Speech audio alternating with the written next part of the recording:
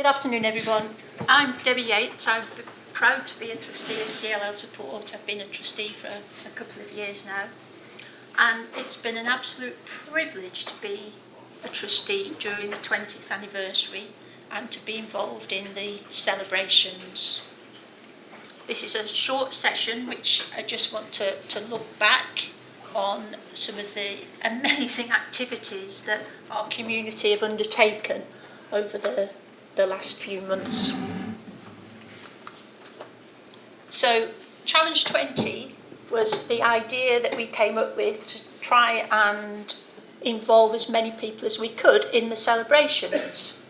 And we came up with an animation. We wanted Challenge 20 to be fun.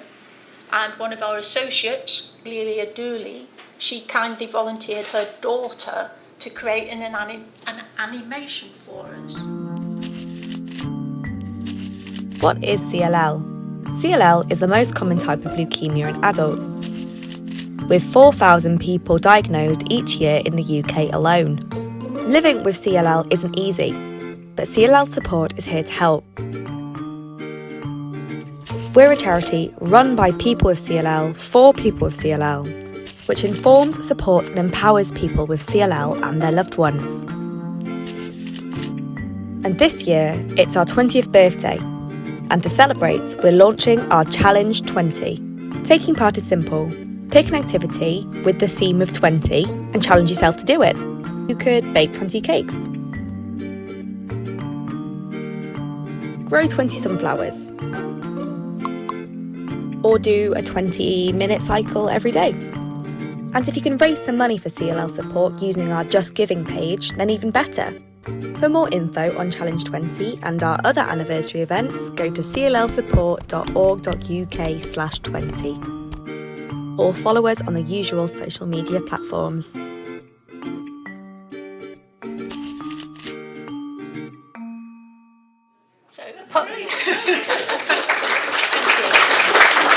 So, we launched that video at one of our check-in and chat webinars in March on Zoom.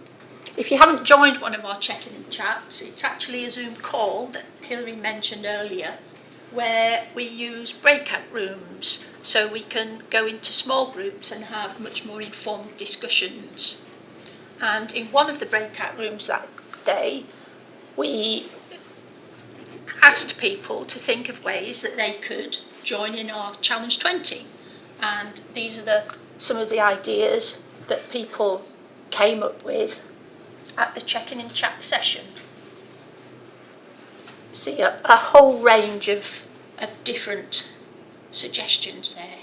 And then we shared these ideas in bulletins and in our newsletter and also on social media. So what happened?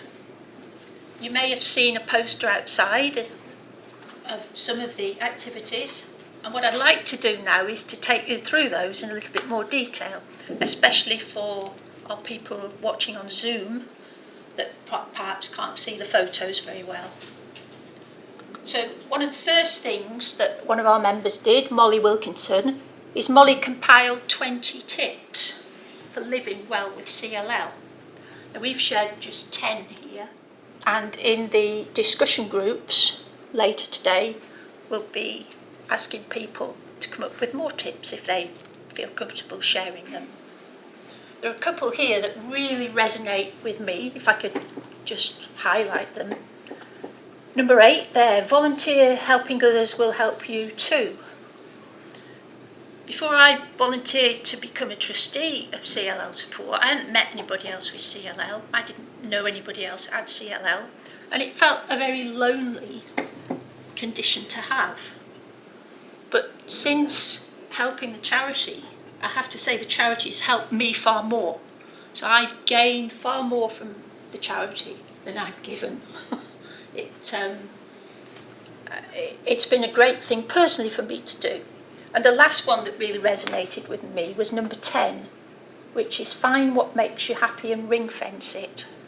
I thought that's an absolute gem, so simple, brilliant. So thank you, Molly, for those.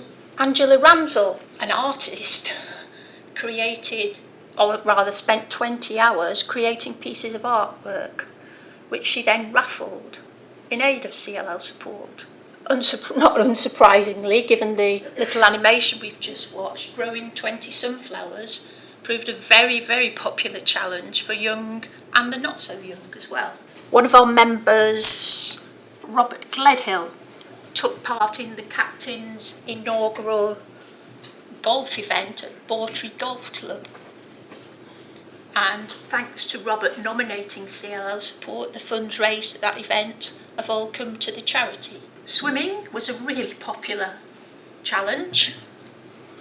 Rachel Eden and Laura Fix swam 20 kilometres, 20 times 1 kilometre, at their local Lido, which I think was in Cheltenham, and they included a midnight swim for Rachel. And bottom right, we have Kate Willett, who this month is swimming 20 miles in her university pool. Cherry Mills, who many of you will have met today, who's our donor support officer, she had her beautiful long hair put into 20 ponytails, which were then cut off and donated to a charity that makes wigs for children. So what a win that one was. Brilliant, absolutely brilliant. Walking, that was another really popular challenge that people took part in. A number of the photos here are from the walk held at Grafham Water in June, which was organised by the charity. A number of the trustees and support team and members got together. It was a very, very hot day. Top right there, we have Sarah, who we met earlier, and whilst on holiday in Devon this year, Sarah wanted a challenge, and their challenge was going to be to complete 20 kilometres in a day. And they actually completed 24. So that's me and one of my dogs. My challenge was to complete 20 agility competitions, which we did.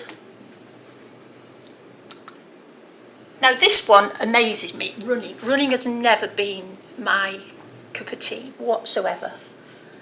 Okay, I have to run doing dog agility, but I never have to run for more than 60 seconds at the most. These three people here, on the left, we have Ian McLaren, who completed a personal best in the Mull of Kintyre 10K. I think that was in May, and he was fundraising for CLL support. In June, in the centre there, we have Hannah White, and Hannah there is completing the Westonbirt Arboretum half marathon, so even further. And then on the right, we have Katie Savino, who completed the Leeds 10K in June. And all three also fundraised for CLL support at the same time, so thank you to them. This one I love. 20 bookmarks. These were created by Rachel Warwick, and they were for her grandson's class at school. And they were deliberately left with space where the children could add things to them as well. 20 afternoon teas. Tough one, huh? Really, really hard one. But Hilary has asked me to point out that it was 20 shared, so it was 10 each. It wasn't 20 afternoon teas for Hilary. So I think Hilary and Colin enjoyed actually taking some time to relax and have some quality time together, and some delicious food by the looks of it as well. Singing, that was mentioned earlier by Anthea in her patient story. Kerry Evendon, sorry if I'm pronouncing your name wrong there, she took part in Born to Sing Community Choir's summer concert, and again that was held in aid of CLL support. You may recognise Heather and Cherry, who were booking in this morning. They held a street collection and I've had to check how you pronounce the name of the village, and I believe it's New Alresford. I've got that right, Heather? Yep, is that okay? New Alresford. And it was a bitterly cold day, I remember that day, so well done there. Anyone who's let us know that they've undertaken a challenge we've sent them a certificate. If you've done something, and a couple of people have mentioned to me this morning that they're either part way through or they've done something, you can still get in touch with Cherry and a certificate will be made available to you. You deserve it. So, the theme of today's conference, Celebrating the Power of the Community, I hope you'll agree what a fantastic community we've had to get involved, to do all these brilliant things this year. The trustees decided to set ourselves a target to see if we could, a fundraising target. We didn't want fundraising to be the be-all and end-all whatsoever. It was taking part was the important thing. But we set a fundraising target when we did our budget and business plan to see if we could hopefully get £20,000 fitting in with the theme of 20.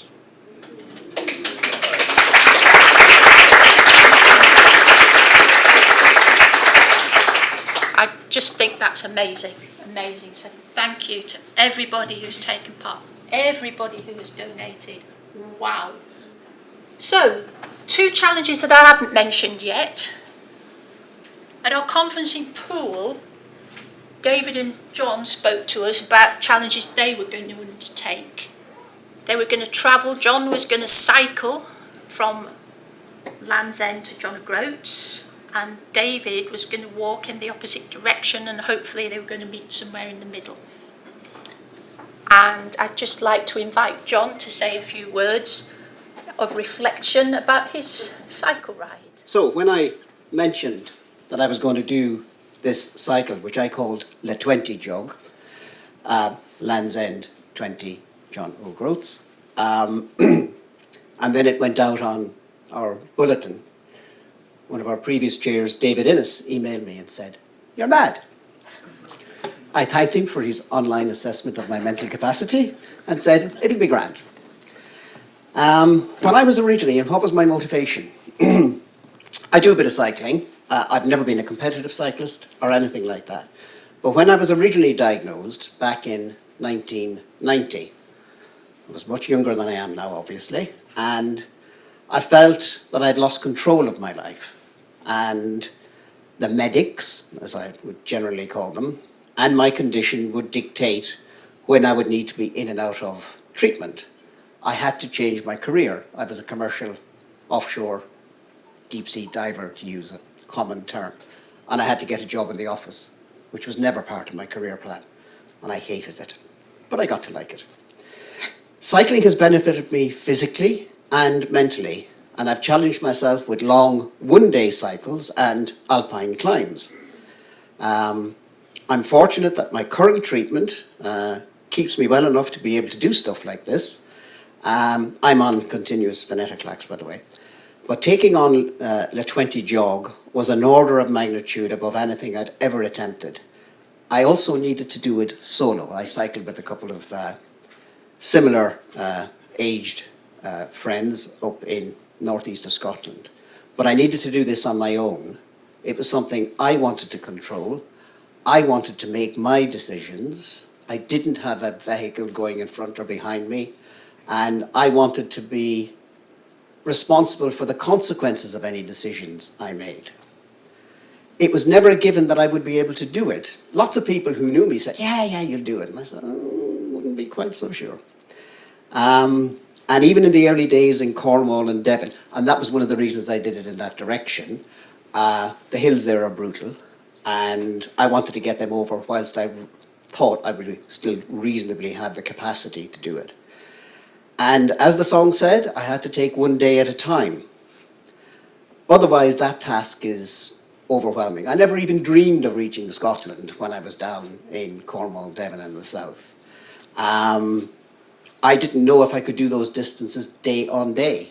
And that's the critical thing, day on day. Similar to what David experienced. Over the winter months, I pored over maps and publications, trying to benefit from others and not reinvent the wheel. Lots of people do this, so, you know, jump on the bandwagon. My mantra was quite simple. It was the 3P principle: plan, pack, and pedal. And that actually applied each day as well. Each day was great but different. Some days were easier, some days were tough, really tough. But the warm shower at the end of each day washed that day away, and tomorrow's plan came into focus. That day's ride was already history.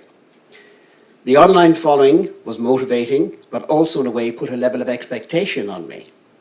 Everybody I met en route, and I know there's this English-Scottish thing, you know, and being an Irishman, I can sort of stand in the middle of it, but absolutely everybody I met en route was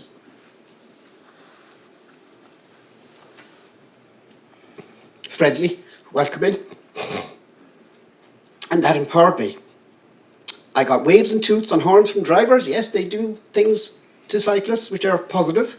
And I got cash donations from strangers and others, because I had stickers on the panniers with a QR code.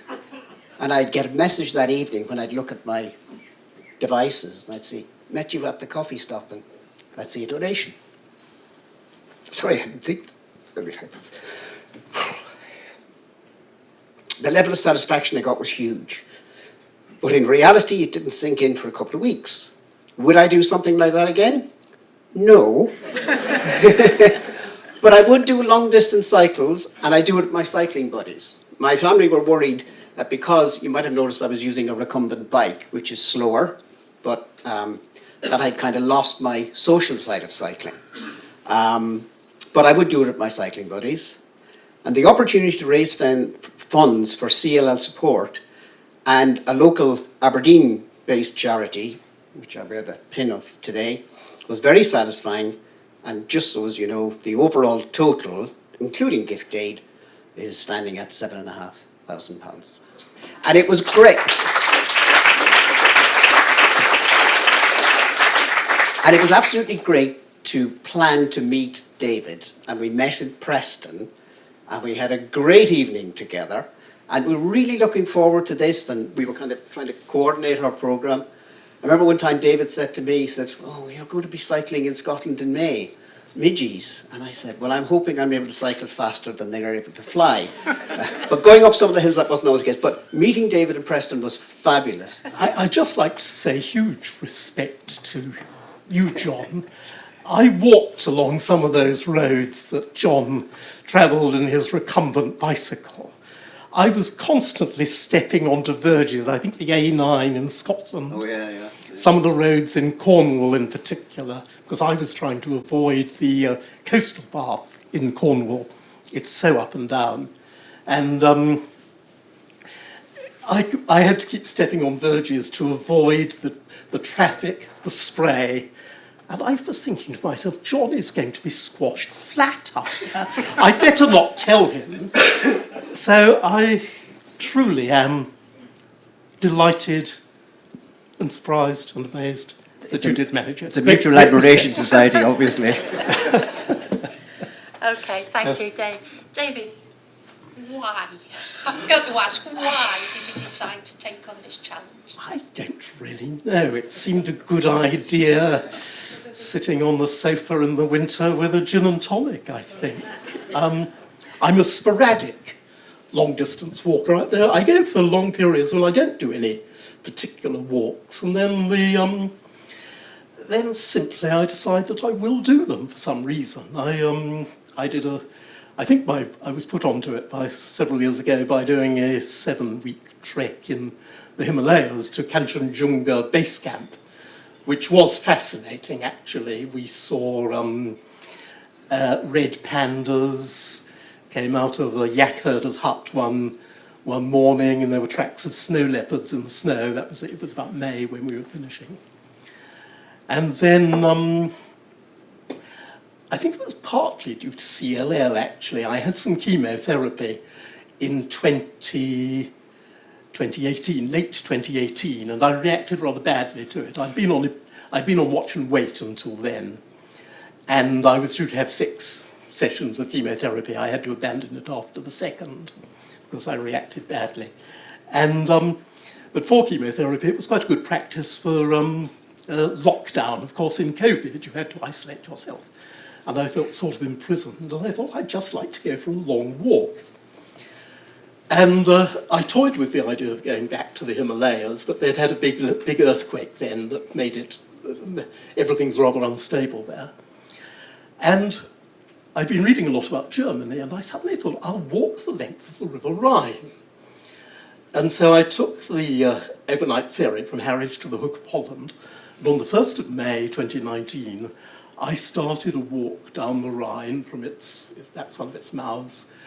You go east across the Netherlands, then you go pretty well south through Germany, you go over into Alsace, arrive in Switzerland at Source. And I was so enjoying it that I decided to carry on to Rome. And that took 5 months. And it was wonderful. And then the following year, I think then we had COVID, and then again I felt locked up through COVID, so I did walk from Land's End to John O'Groats.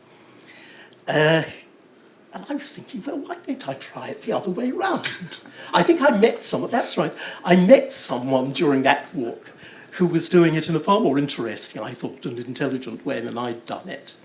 And so I thought, why don't I try it in that direction? I mean, the real difference was that I was following the canals. And really, this walk has reminded me of what a wonderful canal system we do have in this country. It is extraordinary. I joined the canal system in Kendal. I'm sure you know, just on the south side of the Lake District. And you can then follow canals and rivers all the way to Weston-super-Mare. And indeed, soon after that, you join the Bridgewater to Tiverton Canal. They were so well maintained. You go through great sort of industrial revolution sites and great urban complexes like Wolverhampton and Stoke-on-Trent. And it reminded me of rather, I'm sure you'll know the book, His Dark Materials, in which the hero, or maybe the heroine, has this magic knife and sort of cuts this incision between two worlds and pulls open the incision and steps through and is in a different world. And really, you know, you're going along a motorway and you suddenly step one side, you're off the motorway, you're in a green lung going through all these wonderful areas. That was so uplifting. That's a long answer to why did I do it? I'm not sure why. I've rather lost sight of that now, but you see, one does get carried away. David, did your CLL affect your walk in any way, or did the walk affect your CLL in any way? I don't think it did directly. I was diagnosed with CLL, 18 years ago now. That was 18 years ago. And I was on watch and wait until, I was on watch and wait for about 14 years. Then I had the chemotherapy, 2019. I may be getting my arithmetic wrong. And then I was on watch and wait again for a year, and then I was put on ibrutinib. And really, I've been fairly relaxed about the whole thing after the initial shock. It just goes on so long, and you realise, for me, and I realise partly through meeting so many CLLers on this walk, actually, because I had huge support from the association, I realise how differently it affects people. But I wasn't too affected. Something that did concern me slightly, about 3 weeks before I set off, I was diagnosed with having atrial fibrillation.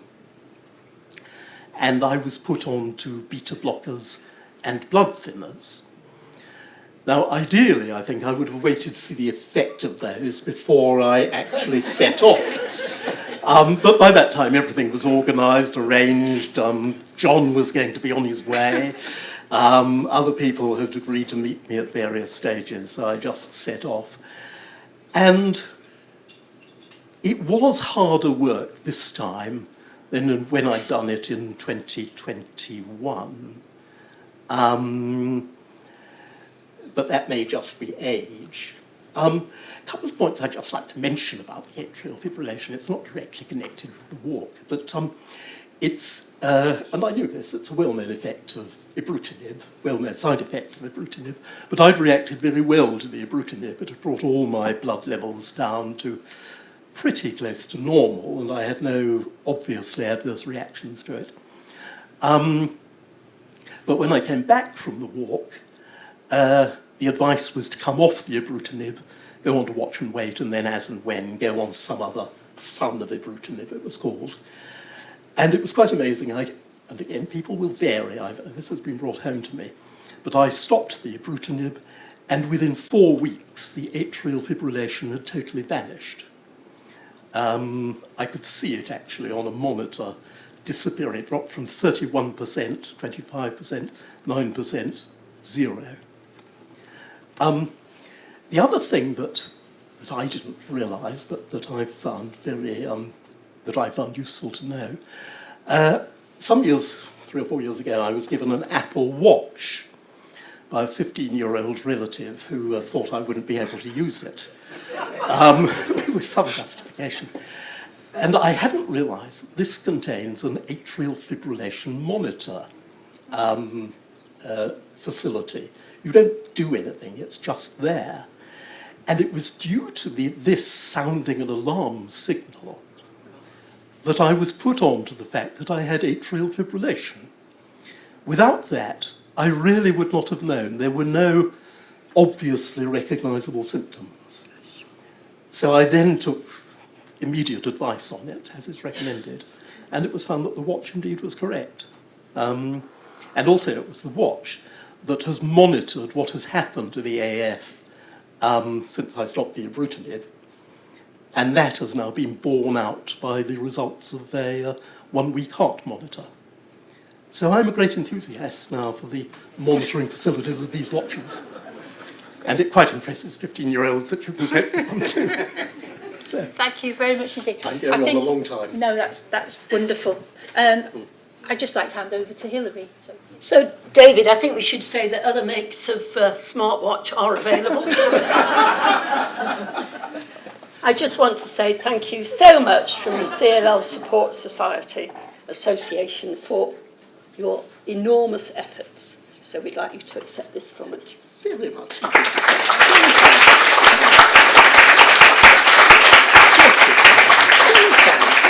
And there seems to be another certificate in the box. I'm under very strict instructions from John that I wasn't to do anything more to say thank you to him. But Debbie has done this, not me.